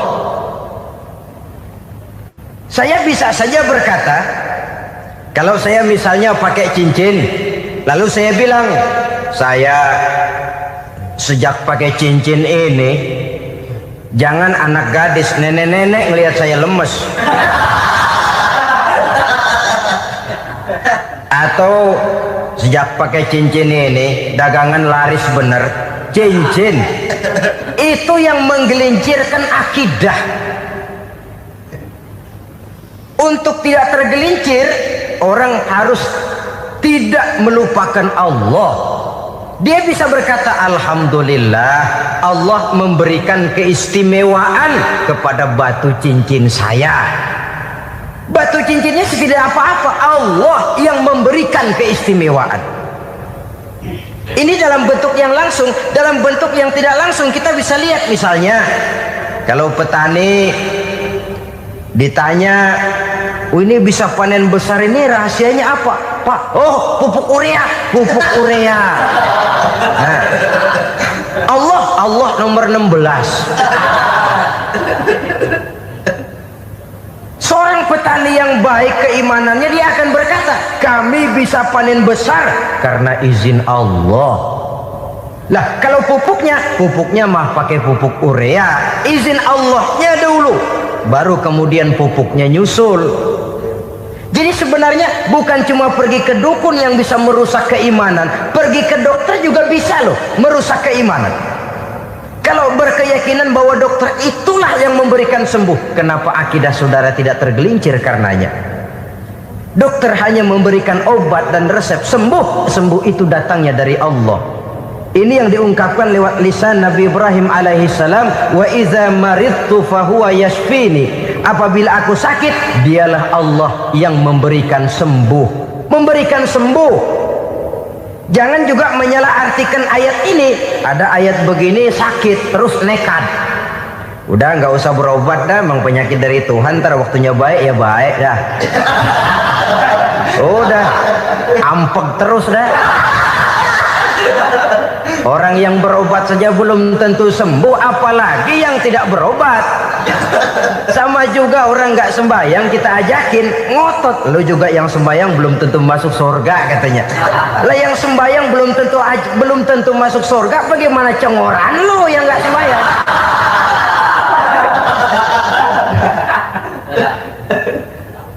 Saudara hadirin yang saya muliakan, kaum muslimin yang berbahagia. Jadi dengan demikian, maka jangan menghilangkan Allah. Kita, ajaran pokok dalam Islam adalah ajaran tentang tauhid. Nah, tauhid ini menyangkut mengesahkan Allah baik di dalam zatnya, baik di dalam sifatnya, baik di dalam perbuatannya, baik di dalam beribadah kepadanya. Tauhid dalam ibadah itu ada. Tauhid dalam zat artinya zat Allah itu tidak tersusun, tidak terdiri dari bagian-bagian yang bisa pecah-pecah. Ya seperti kita ini kan ada kepala, ada kaki, ada tangan. Allah tidak tersusun zatnya dari bagian-bagian. Esa zatnya tidak bisa dibagi-bagi. Esa sifatnya artinya Allah itu sifatnya tidak pernah berubah. Sejak dahulu sampai sekarang Allah itu cinta kepada orang beriman yang melakukan kebaikan. Dan Allah benci kepada orang kufur yang melakukan kejahatan. Mustahil satu saat Allah berubah. Orang kufur yang berbuat kejahatan didemenin, orang mukmin yang berbuat kebaikan dikeselin. Misalnya tahun 2000 Tuhan giliran jengkel sama orang mukmin. Itu mustahil, dia esa di dalam sifatnya. Lain dengan sifat kita manusia. Sifat kita ini kan relatif. Ada saatnya kita senang, lain saat yang kita senang betul kita caci maki. Hari ini kita caci maki, besok kita puji. Lihat teman kaya, habis kita omongin. Boleh jadi dia kaya, kenapa? Dukunnya 36. Begitu kita habis caci maki begitu, dia datang ngasih duit sama kita. Cacian itu bisa berubah menjadi pujian. Lu ya emang bukan main dah. Sifat kita itu relatif, bisa terpengaruh oleh situasi dan kondisi. Saudara hadirin yang saya hormati, kaum muslimin yang berbahagia, Allah juga esa di dalam perbuatannya. Artinya di dalam menciptakan apapun yang akan diciptakan oleh Allah, di dalam melakukan apapun yang akan dilakukan oleh Allah, tidak terikat kepada faktor lain, tidak memerlukan bantuan lain. Dia adalah mutlak. Nah, kemudian kita mengesahkan Allah dalam zatnya, mengesahkan Allah dalam sifatnya, mengesahkan Allah dalam perbuatannya. Belum tentu berarti kita mengesahkan Allah dalam ibadahnya. Sebab banyak orang yang yakin betul Allah itu esa, teguh dengan pendiriannya. Tuhan lu siapa? Allah. Allah bagaimana? Esa. Bagaimana kalau dua? Kagak. Tiga? Enggak. Mantap. Soal tahlil paten. Tapi dalam ibadah kadang-kadang dia tidak mentauhidkan Allah. Ini makna wa ma umiru illa liya'budullaha mukhlisin. Kami tidak memerintahkan kepadamu kecuali untuk beribadah kepadaku, kata Allah, dengan ikhlas. Beribadah kepada Allah dengan ikhlas itu artinya apa? Beribadah hanya untuk Allah saja. Nah, kalau hanya untuk Allah saja, lalu kita minta berdoa di depan kuburan orang yang soleh, apa syirik? Tidak syirik. Kalau kita berkeyakinan bahwa orang tempat kita memanjatkan doa itu hanya bisa mendoakan kita dengan izin Allah. Dia sendiri tidak punya kekuasaan apa-apa. Tanpa izin Allah dia tidak bisa berbuat apa-apa. Itu tidak menyebabkan orang menjadi syirik. Sama saja dengan kalau saya berkata tadi, alhamdulillah Allah telah memberikan keistimewaan kepada batu cincin saya. Apa salahnya Allah memberikan keistimewaan kepada benda-benda mati? Allah memberikan keistimewaan kepada Hajar Aswad, benda mati. Allah memberikan keistimewaan kepada Masjidil Haram, benda mati. Allah memberikan keistimewaan kepada Ka'bah, benda mati. Orang tawaf keliling Ka'bah, sembahyang di Masjidil Haram, sujud menghadap kepada Ka'bah, apakah jadi syirik? Tidak, kita tidak menyembah Ka'bahnya, kita menyembah yang punya Ka'bah itu. Nah, di sini kita lihat bahwa fungsi Ka'bah hanya merupakan wasilah. Tapi kalau Allahnya kita hilangkan, jadilah kita penyembah batu. Hanya saja batu itu berbentuk 4 bernama Ka'bah. sa'i, orang yang melaksanakan haji, lari-lari antara Safa dan Marwah, amalan apa itu? Seakan-akan kita menghormati bukit-bukit, gunung-gunung.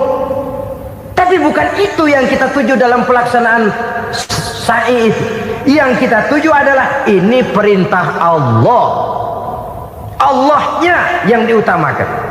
Maka hal semacam ini tidak menyebabkan orang menjadi syirik dan tergelincir dari tauhid. Tapi kalau ziarah kubur dengan niat cari buntutan, nomor yang cocok, ini niatnya saja sudah salah. Nah, kalau berangkat dengan niat yang salah, sampai di sana saya yakin, seyakin-yakinnya amalannya pasti salah. Lah, kubur yang diziarahin bukan kubur orang soleh. Ya mana ada orang soleh ngasih kode buntut. Ada juga orang salah. Orang soleh itu kadang-kadang dia nggak tahu kuburan siapa, nongkrong aja di situ. Memang sulit saudara-saudara, mental ya, namanya mental. Kalau memang mental sudah mental judi, apa saja bisa dijudiin. Jadi orang nggak perlu sebenarnya pemerintah terlalu gini, nggak usah. Kembali saja kepada mental. Kalau mental memang sudah mental judi, apaan aja bisa dijudiin. Pulang tengah malam nabrak babi, babi yang keluar nih.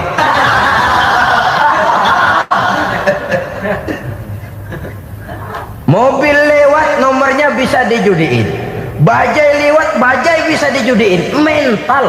Kalau memang mental sudah mental judi, apapun saja bisa dijudikan. Saudara hadirin yang saya muliakan, lalu bagaimana dengan dukun? Ya, saudara hadirin, pergi ke dukun hakikatnya sama dengan pergi ke dokter. Orang berusaha melaksanakan yang namanya syariat, hakikatnya kembalikan kepada Allah. Syariatnya kita laksanakan. Tetapi, nah ini tetapi, yang pertama saudara harus tahu betul dukunnya itu bayang apa enggak, agamanya kuat apa enggak. Sebab ya tentu tidak ada dukun yang jelek, karena pada umumnya penyakit dukun itu kan nyohor, iklan lewat koleha-kolehanya. Kita bisul kecil datang, kita dukun, ini si kecil kemarin bisul kayak kelapa 5 menit baik. 5 menit padahal kemarin kagak ada yang datang. Diolah sedemikian rupa supaya orang mantap. Jadi jangan asal sembarangan. Kadang-kadang lihat potongan dukunnya aja kita ngeri. Mukanya sudah klemot, nggak pernah tersentuh air wudhu. Jangankan air wudhu, mandi aja jarang. Yang kayak begini yang dipegang mati-matian, yang dipercayai habis-habisan, akan kita kemanakan tauhid kita ini? Apalagi kalau perginya sudah dengan niat mencari nomor yang jitu. Itu saya katakan lagi tadi, berangkat saja sudah dengan niat yang salah. Orang berusaha silahkan. Sama juga kita ke dokter. Oleh dokter kan setelah diperiksa penyakit kita, lalu dianalisa, oh ini penyakitnya ini. Kemudian diberikan obat. Lah obat itu kan tentu ada aturan minumnya tuh. Yang kapsul ini sehari 3 kali, yang tablet ini sehari 2 kali. Kalau kita minumnya kelebihan, overdosis namanya. Saking pengen cepet baik, sekali minum 10 tablet. Ya memang nggak sakit-sakit lagi, tapi nggak hidup sudah. Habis. Kita pun dalam melaksanakan amalan hidup beragama begitu. Saudara datang kepada kiai, orang-orang soleh, meminta amalan, wiridan, itu jangan sampai overdosis. Tidak sesuai dengan kemampuan pribadi. Wong masih SD sudah minta matematika kelas SMP, celeng. Baru SMP sudah minta diajarkan filsafat kelas perguruan tinggi, semaput. Kenapa? daya tampungnya nggak kuat. Emang ukuran secangkir, minta disiin seember, ya luber. Lebihnya nggak cukup. Kenapa? Yang diberikan, yang diamalkan tidak sesuai dengan makomnya, tidak sesuai dengan kemampuan yang ada pada dirinya. Saudara hadirin yang saya muliakan, akhirnya apa? Mencelakakan dirinya sendiri, ngawur. Baru sembahyang seminggu udah ngaku ketemu malaikat. Sembahyang ditemenin malaikat lah, sembahyang baru seminggu mulain. Tuh malaikat iseng amat. Ya walaupun kalau Allah izinkan tidak mustahil, tapi kan tidak logik. Orang yang melaksanakan ibadah puluhan tahun memerlukan riyadhah dan latihan, khusyuk dan tawadhu, penuh tazallul, merendahkan diri di hadapan Allah, belum tentu mendapat karunia yang semacam itu. Saudara hadirin yang saya muliakan, jadi dengan kata lain, yang pertama, lihatlah dulu kualitas dukun yang akan saudara datangi itu. Ini kualitas black apa kualitas white, aspal apa cat putih. Sehingga jangan sampai kita salah pilih. Sebab biasanya orang kalau sudah hanyut di kali, rumput pun dia pegangin. Dia tahu kalau rumput tidak akan bisa menahan bobot badannya, tapi karena posisinya posisi terjepit, rumput pun dia pegang. Ini satu gambaran psikologis betapa orang dalam keadaan panik, kepepet, kejepit, yang tidak mestinya dipegang pun akan dipegangnya juga. Walaupun dia tahu itu tidak akan bisa menahan bobot badannya, namun dipegangnya juga. Oleh karenanya, yang pertama, lihat dulu kualitas dukunnya. Yang kedua, saudara-saudara, jangan berkeyakinan bahwa dukun itulah yang memberikan permintaan saudara. Si dukun hanya bisa dengan izin Allah. Nah ini kuncinya. Kalau izin Allahnya dihilangkan, dan ini yang jarang. Biasanya kalau kita diajak ke dukun, di sono aja no paten banget, abah ano, abah ini, abah ano, abah-abah. Lah, lalu pikiran kita kan terfokus. Dikala itulah kita mulai menyampingkan Allah. Di situ yang dikhawatirkan nilai tauhid kita jadi tergoyah karenanya. Bahwa orang yang kita datangi, yang kita kenal kesolehan dan ketakwaannya, hanya bisa memberikan pertolongan dengan izin Allah. Dengan izin Allah dia doakan kita dan doanya kabul. Dengan izin Allah dia penuhi hajat kita dan hajat kita jadi terlaksana, jadi kenyataan dengan izin Allah. Sebab Allah itu memberikan keistimewaan. Ada waktu istimewa, ada tempat istimewa, ada jam istimewa. Kenapa sih sedekah hari Jumat dengan sedekah hari Kamis pahalanya kok lebih besar hari Jumat? Karena itu waktu istimewa. Kenapa untuk sembahyang sunnah dianjurkan sepertiga malam yang terakhir? Karena itu waktu istimewa. Kenapa doa di Multazam, di dekat Hajar Aswad, di Hijr Ismail, di Raudhah dikabulkan Allah? Karena itu tempat istimewa. Memang kadang-kadang ada orang berkata, kalau mau berdoa kenapa mesti di kuburan wali? Di rumah juga berdoa, Tuhan dengar. Betul, Tuhan dengar, bahkan tidak berdoa pun Allah tahu isi hati kita. Tapi soal dikabulkan atau tidak, itu hak Allah. Dan Allah memberikan fasilitas kepada tempat-tempat tertentu dan istimewa. Dan itu diajarkan oleh Nabi. Di Raudhah perbanyak doa. Kenapa? Itu tempat yang mustajabah. Artinya Allah memberikan keistimewaan kepada tempat-tempat tertentu. Dalam konteksnya dengan ini, makom para aulia, para wali, para ulama soleh, tidak ada salahnya kita berdoa di sana, bertawassul, bukan meminta kepada si kiai, bukan meminta kepada si ulama, bukan meminta kepada si wali, meminta kepada Allah melalui tempat yang orangnya kita yakin dekat dengan Allah.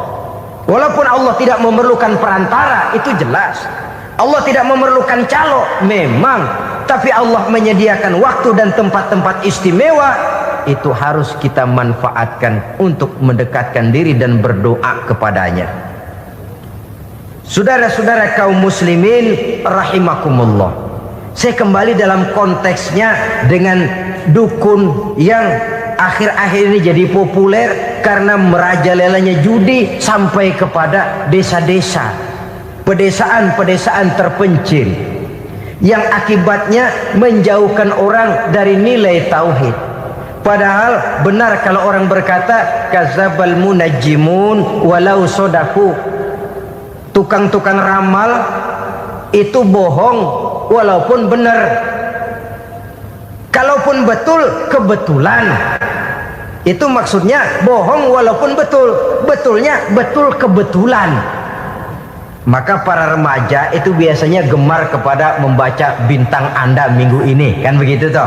Nah, apa Aries, apa Virgo, apa Leo dan sebagainya, dan itu memang menarik untuk dibaca. Rezeki sebelah kulon, asmara anget. Saudara hadirin, hal yang semacam ini boleh saja untuk dibaca, tapi tidak untuk diyakini kebenarannya. Boleh saja untuk dibaca, tapi tidak untuk diyakini kebenarannya. Karena meyakini kebenarannya sama saja dengan mendahului Allah. Dan itu bisa menggelincirkan nilai-nilai tauhid kita. Tauhid dalam ibadah, saya katakan tadi, menyembah hanya kepada Allah, bermohon hanya kepada Allah dengan menggunakan fasilitas-fasilitas yang disediakan oleh Allah, baik berupa waktu maupun tempat-tempat tertentu dan orang-orang. Ya, kalau waktu dan tempat saja ada yang diberikan keistimewaan oleh Allah, padahal tempat itu benda mati, apalagi manusia yang merupakan makhluk hidup. Saudara hadirin yang saya muliakan, saudara-saudara kaum muslimin yang berbahagia, sehingga dengan demikian kita tetap menjaga nilai-nilai akidah, dan dengan ini syariat kita laksanakan tanpa membuang hakikat. Sebab hakikat tanpa syariat itu kosong. Syariat tanpa hakikat juga tidak ada tujuan. Yang penting hati bersih, nggak sembahyang nggak apa-apa. Mana bisa begitu, Mas? Kalau memang hati bersih nggak usah sembahyang nggak apa-apa. Nabi Muhammad dulu berhenti dong sembahyang. Sebab beliau orang yang hatinya paling bersih. Nah, orang yang hatinya paling bersih saja sembahyang yang nggak berhenti, masa kita lalu mau berhenti? Yang penting kan kita bisa dekat dengan Allah melalui perasaan, banyak-banyak ingat. Apa itu sembahyang? Macam-macam. Itu hakikat saja tanpa syariat ya tidak bisa. Syariat saja tanpa hakikat juga gerak lahir yang tanpa roh namanya.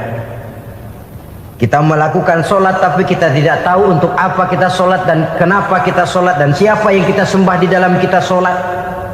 Sehingga dengan demikian keduanya tidak bisa terpisahkan satu sama lain, seperti halnya kulit dan isi. Barangkali pernah saya ingatkan, kulit penting, isi pun juga penting. Hakikat penting, syariat juga penting. Dan kita jangan salah mengartikan, terjebak dalam ucapan-ucapan yang masih memerlukan penafsiran, sehingga lalu kita cenderung mendiskreditkan dan menjelekkan para wali.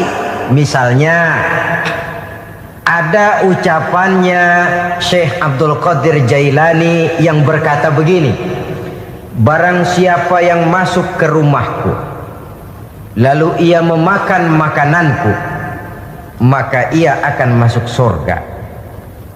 Ini kalau ucapan ini dipahami secara apa adanya, ya jelas orang bisa tergelincir. Tapi kalau ditafsirkan secara betul, siapa yang masuk ke dalam rumahku? Di mana rumah Syekh Abdul Qadir? Di mana umumnya rumah para wali? Di masjid. Jadi siapa yang masuk ke dalam rumahku? Masjid. Lah kalau sudah di dalam masjid, makanannya apa? Getuk. Tentu saja saja tidak. Kalau sudah di masjid itu ya makanannya ya wirid, zikir, tahajud, baca Quran, paling kurang i'tikaf. Jadi siapa yang masuk ke masjid lalu dia sujud, wirid, zikir, ya jelas saja surga. Jangan membaca ucapan ini lantas rame-rame nyari bekas rumah Syekh Abdul Qadir. Rame-rame masuk ya rumah kecil. Saudara hadirin, kita terlalu terpaku kepada materi ucapan dan melupakan filsafat daripada ucapan itu sendiri. Dalam kondisi yang sedemikian sangat boleh jadi orang lalu tergelincir karenanya. Oleh karena itulah saudara-saudara, saya kembali kepada satu prinsip, bahwa sebenarnya dengan tidak perlu menyalahkan pihak-pihak lain, mari kita kembali kepada sikap mental kita sebagai muslim. Kalau mental memang sudah mental penjudi, apapun bisa dijudikan.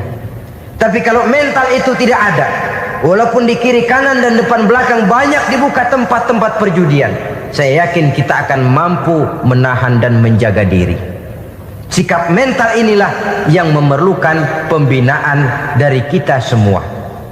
Sehingga dengan demikian kita akan menjadi pribadi-pribadi yang bisa bertahan dari segala gempuran-gempuran yang datang dari luar karena adanya prinsip ketahanan mental itu tadi. Sekali lagi saya ingatkan bahwa judi selamanya tidak akan pernah mendatangkan kebahagiaan. Judi tidak akan membuat orang menjadi kaya. Judi tidak akan membuat orang makin akrab berteman dan bersaudara. Yang jelas judi melahirkan permusuhan dan dendam, membangkitkan rasa malas, memulukan angan-angan tanpa mau peras keringat dan banting tulang, melalaikan orang dari tanggung jawab dan kewajibannya, membuat ia lupa kepada anak, istri dan seluruh keluarganya, dan pada akhirnya dia akan terjebak dalam satu permainan yang makin menjauhkan dia dari proses kesadarannya sebagai manusia. Sebagai uraian penutup, marilah kita renungi firman Allah dalam Al-Baqarah ayat 208. A'udzubillahi minasyaitonir rajim. Ya ayyuhalladzina amanu dukhulu fis silmi kafah wa la tattabi'u khutuwatis syaitan innahu lakum aduwwum mubin. Hai orang-orang yang beriman, masuklah kamu ke dalam keselamatan. Masuklah kamu ke dalam Islam secara keseluruhan. Jangan kamu mengikuti jejak-jejak setan, karena setan adalah musuhmu yang nyata dan jelas. Judi termasuk jejak-jejak yang ditinggalkan oleh setan untuk diikuti oleh kita agar kita mendapatkan kesengsaraan baik di dunia, lebih-lebih di akhirat nanti. Semoga Allah selamatkan kita, Allah selamatkan seluruh bangsa kita dari penyakit-penyakit judi yang melahirkan efek-efek negatif dalam kehidupan. Terima kasih atas perhatian saudara. Mohon maaf atas segala kekurangan. Usikum wa nafsi bitaqwallah. Wassalamualaikum warahmatullahi wabarakatuh. Waalaikumsalam warahmatullahi wabarakatuh.